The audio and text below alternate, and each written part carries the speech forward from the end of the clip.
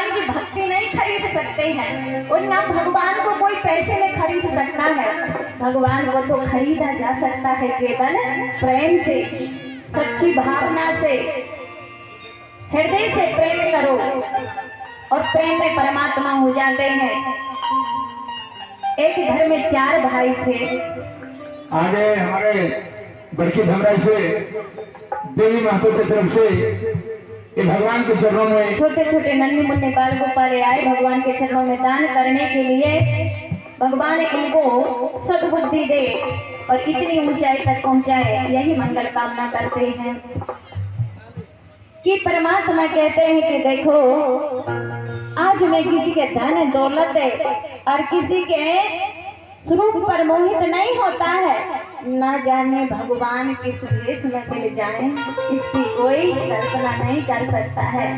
और भगवान किस भाव पर रीझ जाए, कोई भरोसा नहीं होता है। 4 भाई थे, 3 भाई का विवाह हो गया, पत्नी आ गई। एक भाई छोटा था, बड़ा लाडला था अपनी माता पिता का।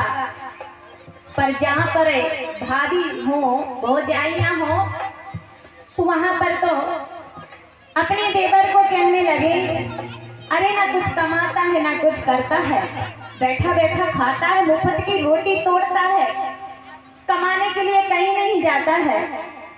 दिन प्रतिदिन भाभी माँ ताने कसने लगी।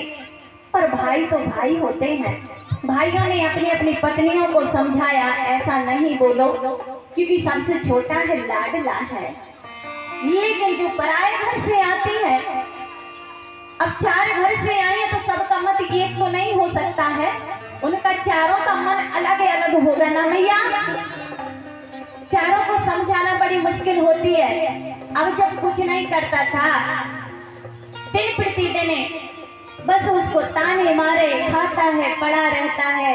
लेकिन उसमें एक कमी भी थी प्यारे, और वो कौन सी कमी थी? थोड़ा आलसी था।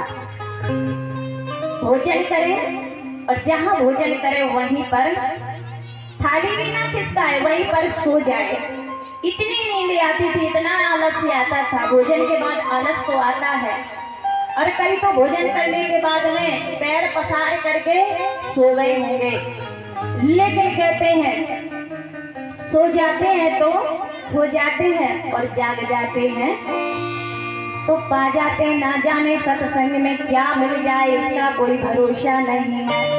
कौन सी ऐसी बात हमारे हृदय में, हमारे गृहस्थ आश्रम तक पहुंच